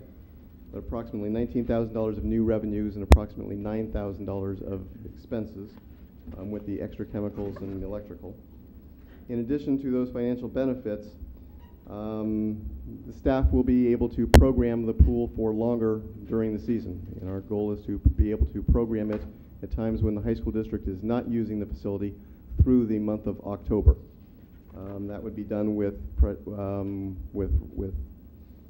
some lessons specifically on Sundays, some open swim times on Sundays, some exercise classes during the week when the school's in session. And so those would be somewhat new programs to us at this point in time. Those normally stop around Labor Day each year. And I would be happy to answer any questions that the council may have. Any questions? Through the chair. Rico? What I was wondering specifically on the staff report, it says district personnel shall be responsible for opening and closing the facility, including doors, gates, pool covers, and locker room, deck lights, chemical levels, recording, etc. And obviously that means within the agreement that we'll be issuing an alarm code system as well as a key to a particular representative of the school district. However, but we're also requiring them to have a lifeguard while that program and activity is occurring. So I'm trying to wonder, why are we giving another entity the key, the alarm system? We're trusting them in regards to the covers, the maintenance, the water chemicals. If something goes wrong and someone thinks they know what they're doing and doesn't, and all of a sudden there's an imbalance in the chemicals and there's a reaction to the participants, which I've seen when I've worked at Parks and Rec, that is possible and it does happen. Aren't we opening ourselves to a little bit of exposure, or if we have a guard there, why are they not responsible for opening, closing the facility to ensure it's maintained to our expectations and our standards and that it's protected? We can do it that way, as well as have the guard responsible for those functions. Other than the pool covers, I would not want the single lifeguard to be responsible for removing the covers and installing them, and that we would request of the teams that are using the facility, at least the first team of the day and the last team as they leave. We structured the language that way to make sure that the district shares in the responsibility of those functions and in the liability of those functions, but that is something that we can task city staff with. The pool chemistry is something that city staff would still be doing on a daily basis throughout, but before each of the uses of the pool, there might be several sessions, a morning session, an afternoon session, an evening session for the district. We would ask them to double check and record the pool chemistry as well. But again, it is something we can't have city staff do. Because the only thing too is, obviously, if something goes wrong with the alarm or the facility isn't locked securely, alarm goes off, we're now having a call out of, I believe back in my days, it was a 2-hour call out for a person to respond, which obviously isn't in the fee structure unless we're billing back the district. And then unless the pool's covers have gotten much better, you're right, one person can't do it alone. It does require two, at least back in my day, but things have improved since then greatly, of course. I wouldn't know about that. Any other questions, comments? Through Chair. Okay. I recall about a year ago, maybe longer, that there was an uproar in the county about the high school district wanting to or actually renegotiating service use fees for various properties throughout the district. Is that done, and so we can have a nice, relationship with Cappuccino High School, or is there going to be issues coming now? Let me just pick like Crestmore, like old Crestmore High School site or something, possibly. Approximately retaliation. Approximately 2 years ago, the district did shift from more of a joint service agreement format, partnership between itself and the individual cities that house campuses, to a fee-based system. And I think all of the cities involved, from San Mateo, Burlingame, Millbrae, and San Bruno, now have fees in place in their master fee schedules to when district uses those facilities. Where before it was more of a shared agreement, now it is more fee-based. All of the fees that we have here are part of our master fee schedule. We will be bringing that back to the City Council as part of the budget process for clarification on some of these points, but these are in keeping with the fees that are currently being assessed. Yeah. Thank you. Do we have any public comment? Would you like to? At the podium, please. At the podium, please. At the podium, please. Just a quick, John Barrow earlier, it came to my mind that there could be an effect on your insurance. Do you have another company? None? In the agreement that we have, the district will hold the city harmless, indemnify the city against losses. They will be providing us with insurance coverages up to $5 million. Thank you.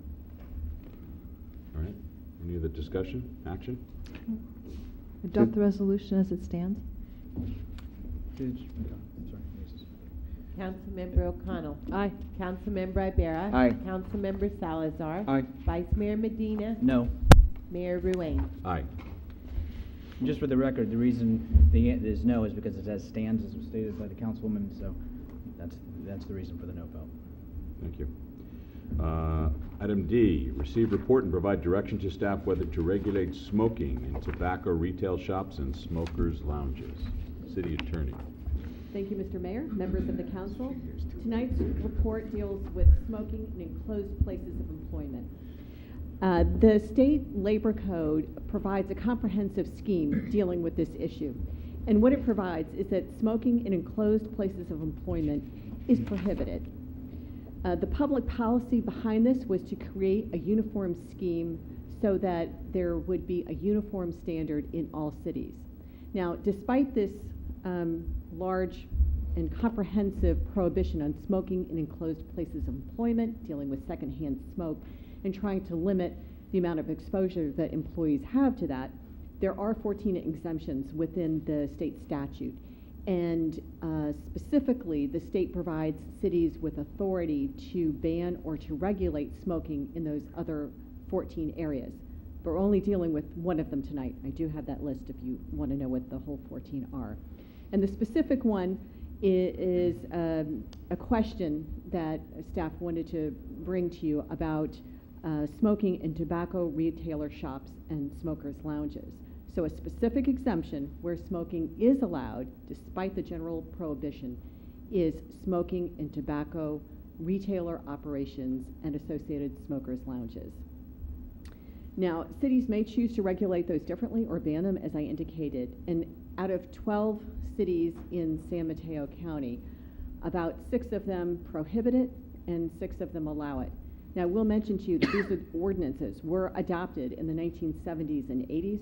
So how much they're really followed and regulated, I can't tell you, because I do see some inconsistencies between what I see in the law and what I see in practice in several cities in our county.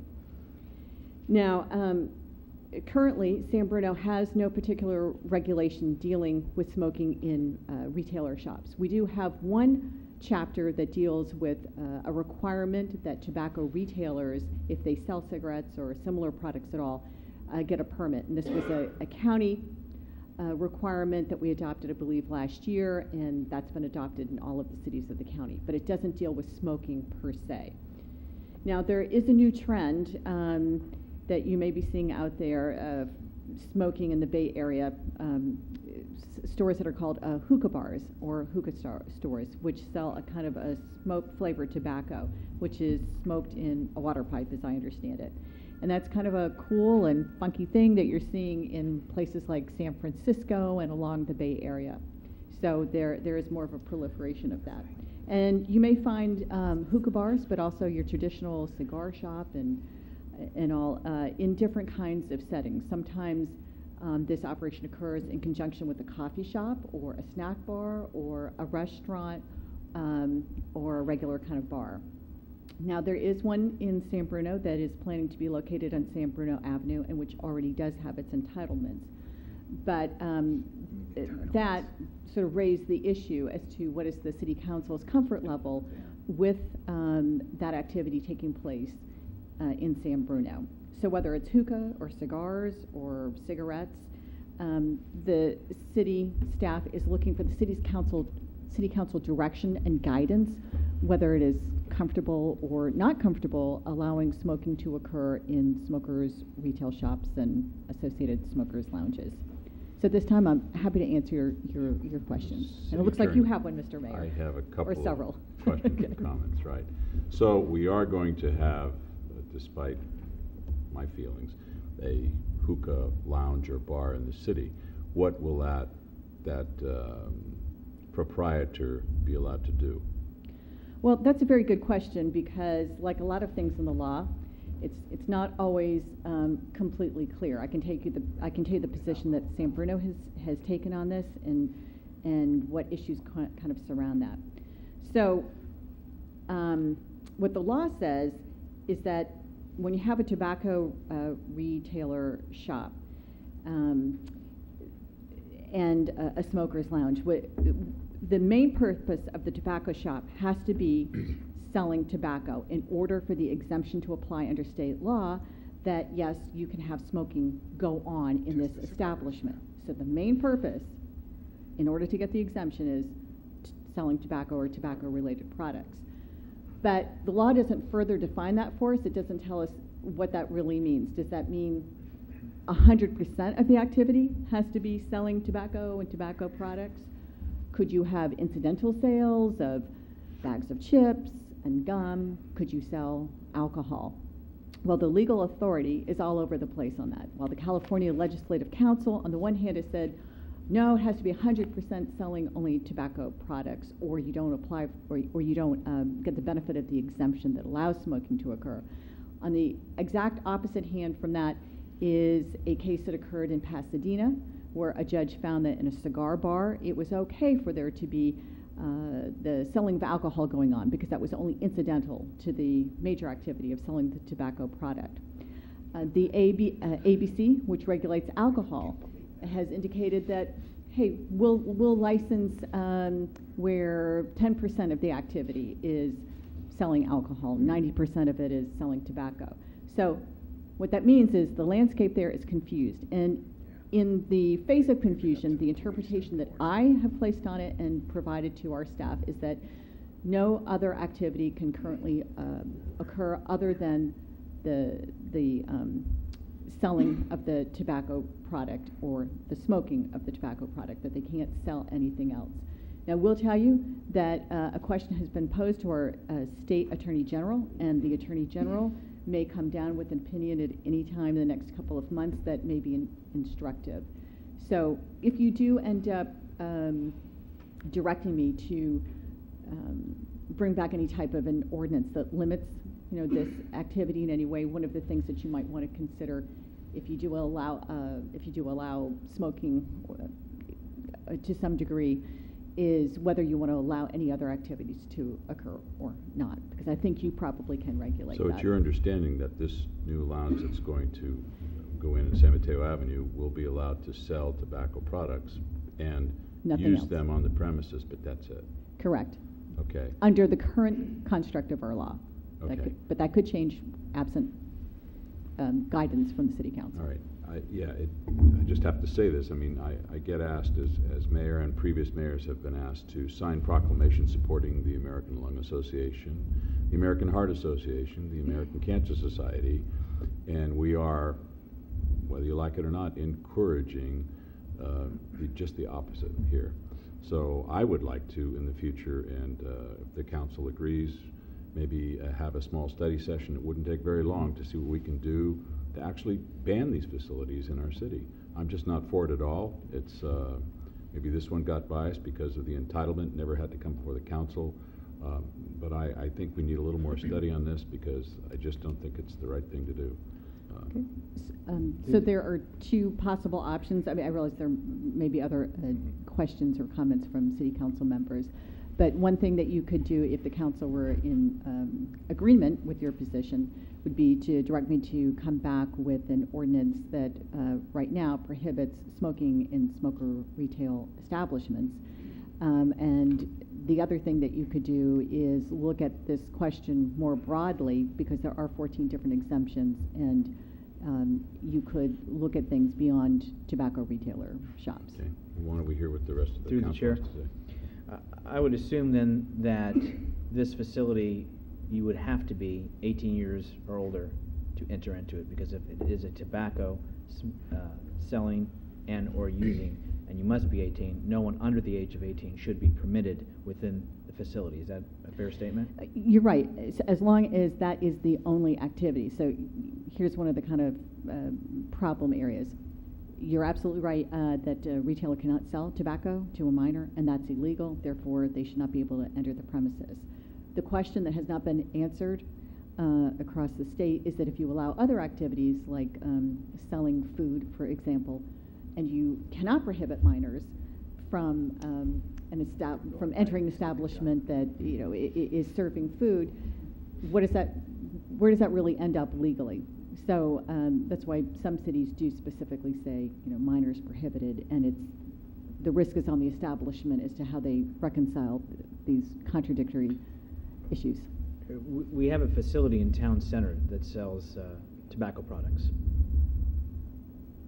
And that's okay, as long it's a different issue as to whether smoking is occurring in Okay, there. so because it's just tobacco products, that's fine. They're able to do that under the current, what we have currently established.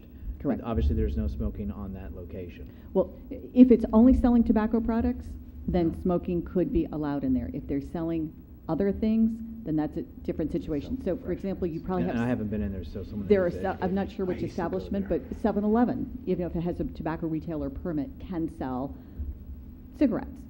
But because its primary purpose isn't just selling tobacco products, then smoking cannot occur there. If its primary purpose is to sell tobacco, and that's its real function, then smoking can go on there, currently under state law. Okay, so in this particular one that we're speaking of right now, Having fun? my understanding listening to you tonight is that its sole primary purpose, selling and or smoking on the premises, period. Is that accurate or am I- That's what this establishment does. I need to get a little clarification from you. It basically just sells tobacco products and that's it? That's what I'm understanding from hearing from you. Am I misunderstanding or? I wasn't sure if you were talking about a real establishment or a theoretical. Talking about the one that you're talking about that already has some entitlements on San Bruno Avenue. Okay, so that establishment, its primary purpose is to sell a tobacco-related product. Therefore, currently under law, smoking can occur there. Okay, and so therefore, no minor would be allowed in that facility. Correct. Is that correct? Yep, you are right.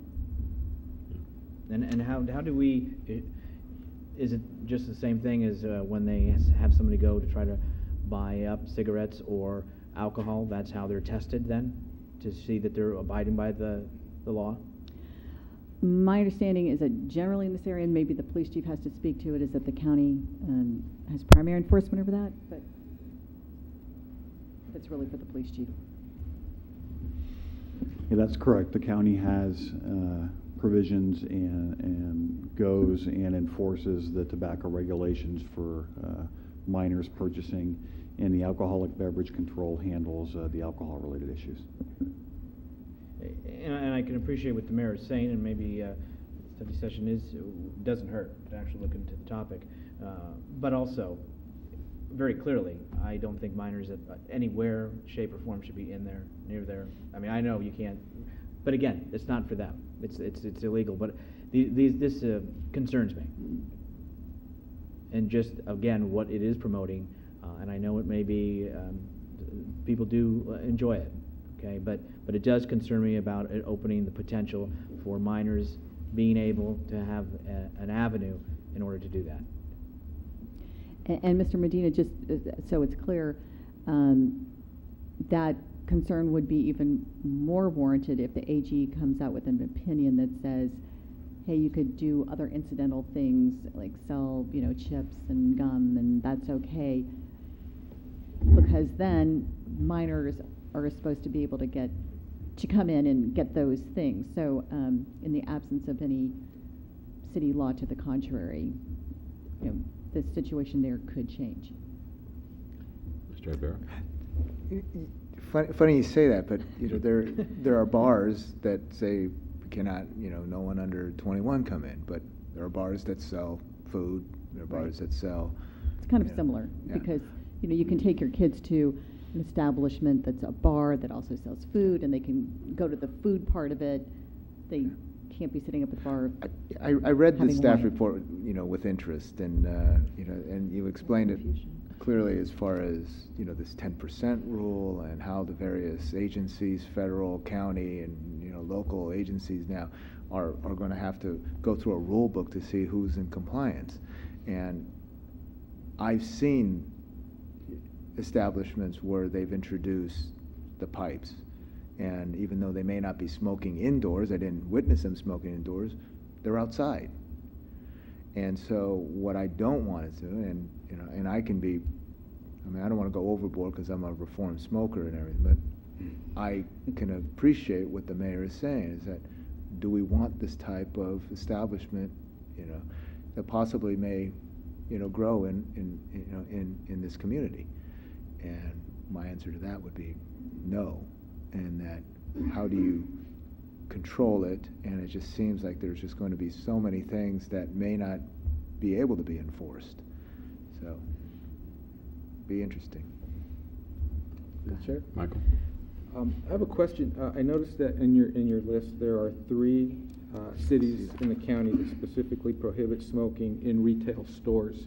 Now, being that this is a lounge, would that be considered different from a retail store in the sense that the purpose of this business is to allow people to come in and smoke? Would we somehow open ourselves up to a lawsuit in terms of that we may actually be preventing them from operating in the way that they intended? Well, how the lounge comes into existence is if there is a retail shop where it has the primary purpose of selling tobacco products, then it can have a smoker's lounge associated with it, and that is required to either be in the retail establishment or attached to it. So if you prohibit the smoking in the retail shop, you effectively prohibit a lounge. And if you don't, then both can potentially exist. Okay. So what was your suggestion about the ordinance? Well, there are 2 ways you could go here. You could have a study session and look at only one exemption, the tobacco retailer issue, or you could look at all 14. And you could do that, or you could direct me to come back with an ordinance that deals with only, for the moment, the single issue while you're studying the other 14, and that is prohibiting smoking in tobacco retailer operations. Right, but that would exclude the one that's already been approved. Correct. Okay, all right. I would like the city attorney to bring back that ordinance, but I'd like the input of the rest of the council. I'm in agreement. I am. I am as well. Me too. Bring it back. Okay, so I'll bring that back on the single issue. Right. Is it the council's desire to further study smoking and look at the other exemptions, or would you like to just confine it to the single issue? Through the chair.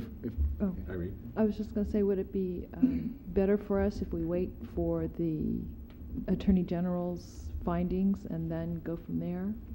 Should we? No, or I doesn't wouldn't. matter? I wouldn't necessarily wait on that. And you could really do 2 things. You could go ahead and enact the ordinance that prohibits it in the smoking yeah, in the that retailer part. shop, and then I could bring back a report that provides to you a list of the other 14 areas, and you could consider whether you wanted to look at that in a study session or not, whether those were of concern. So to if you. I suggested I wanted a prohibition for these types of facilities in the future, what would that take?